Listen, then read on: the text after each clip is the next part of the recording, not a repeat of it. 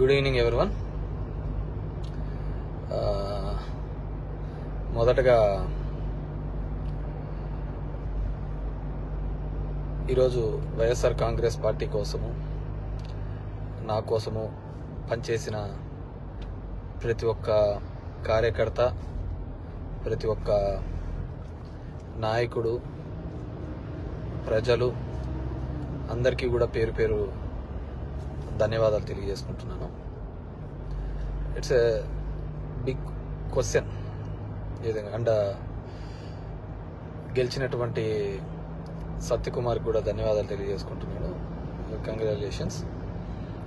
It's big question నాకు, అసలు ఎక్కడ ఏమి చేశాము అని. అంటే ఓవరాల్గా కూడా రాష్ట్ర ప్రభుత్వం కావచ్చు, నేను కావచ్చు,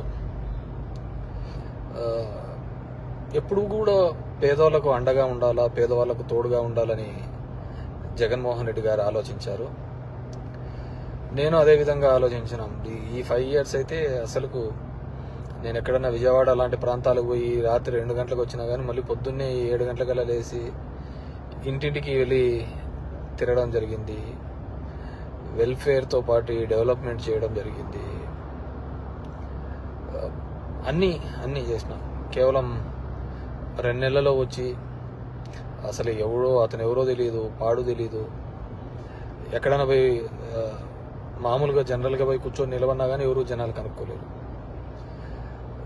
దీంట్లో మరి ఐ ఫీల్ రియల్లీ సాడ్, బాధ అనిపించేస్తుంది నిజంగా. ఎందుకంటే అరే ఏంది మనం ఇంత కష్టపడి,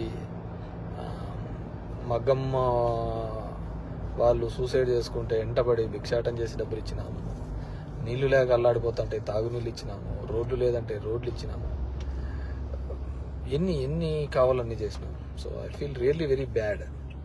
సో నిజాయితీగా ఉంటే సరిపోదు, కేవలం అబద్ధాల మీదే బతుకుతేనే బాగుంటుందనే ఆలోచన ఉందేమో తెలియదు, కానీ మనం అది ఆడలేకపోయినాం. ప్రతిసారి కూడా ఇంటికి వచ్చిన ఎవరికే కానీ ఇబ్బంది పెట్టకూడదు, న్యాయం చేయాలనే ఒక ఆలోచన ధోరణితోనే పనిచేసుకుంటూ రావడం జరిగింది. కానీ దురదృష్టం, అదే జగన్మోహన్ రెడ్డి కూడా అంతే. మొట్టమొదటిసారి ఒక నాయకుడు పేదవాళ్ళకు మేలు జరగాలి అని ఆలోచించాడు. మేబీ సంక్షేమం ఎక్కువగా చేసి ఉండొచ్చు, ఎప్పుడు లేనంత. అంత మాత్రాన అభివృద్ధి జరగలేదు అనేది మాత్రం అబద్ధమే కదా. మీ గ్రామాల్లో ఉన్న సచివాలయాలు కావచ్చు, హాస్పిటల్స్ కావచ్చు,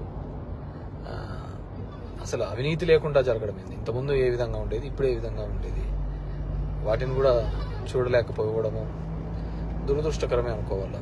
సో ఏదేమైనప్పటికీ కూడా నేను దగ్గర ఒక పోస్టల్ బ్యాలెట్తో చూసుకుంటే 2600 ఎంతతో ఓడిపోవడం జరిగింది. ధర్మవరం పట్టణంలోనే ఎప్పుడు నేను నిరంతరము ఎప్పుడు అందుబాటులోనే ఉంటాను. అయినా కానీ తెలుసు మరి ఏమి వాళ్ళకు నచ్చిందో, కొత్తగా వచ్చింది, ఏమి నన్ను ద్వేషించినారో, ఏదైనప్పటికీ కూడా ఇది ఏ రాజకీయ పార్టీకైనా ఇది ఒక గుణపాఠం లాగానే. ఎందుకంటే ఇంతకుముందు జగన్ రెడ్డి గారు ప్రెస్ మీట్లో చెప్పినట్టు అంతమందికి ఒక మేనిఫెస్టో చెప్పి ఆ మేనిఫెస్టోలో 99% చెయ్యాలి అనే ఆలోచన. ఎందుకంటే ఇంతకుముందు చెప్పిన వాళ్ళందరూ మర్చిపోయేవాళ్ళు, పక్కన పడేసేవాళ్ళు. సో దానికి కన్నుంచావు చాలా ఉన్నాయని చెప్పి అబద్ధాలు అనే దానిల మీద ఈ టైటిలింగ్ యాక్ట్ అంటారు, ల్యాండ్ టైటిలింగ్ యాక్ట్ అంటారు, ఇది అంటారు.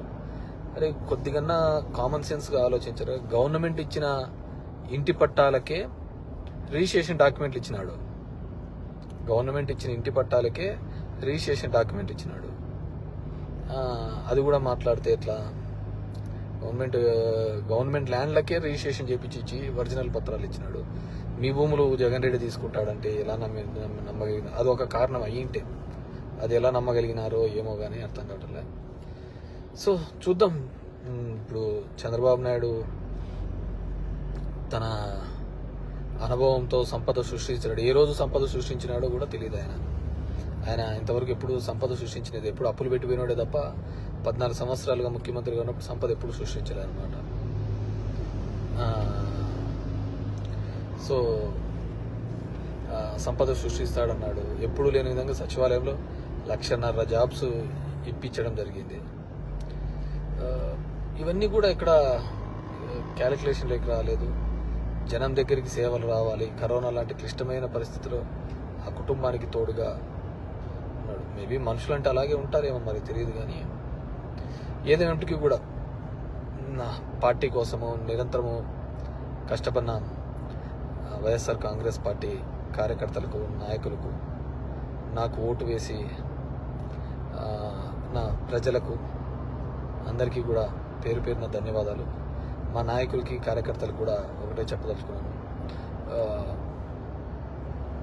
ఊర్లో చిల్లర అన్నీ కూడా చేస్తూ ఉంటారు. కానీ లెక్క ఎప్పటికీ తప్పదు. లెక్కలు ప్రతి ఒక్కరు ఉంటాయి.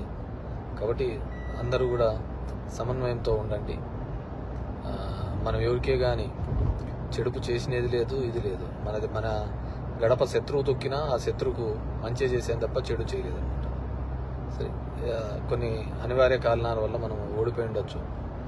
ఏదైనప్పటికీ కూడా నాకు మద్దతుగా నిలబడిన అందరికీ కూడా, ప్రతి ఒక్కరికి కూడా పేరు పేరున ధన్యవాదాలు తెలియజేస్తున్నాను. Thank you.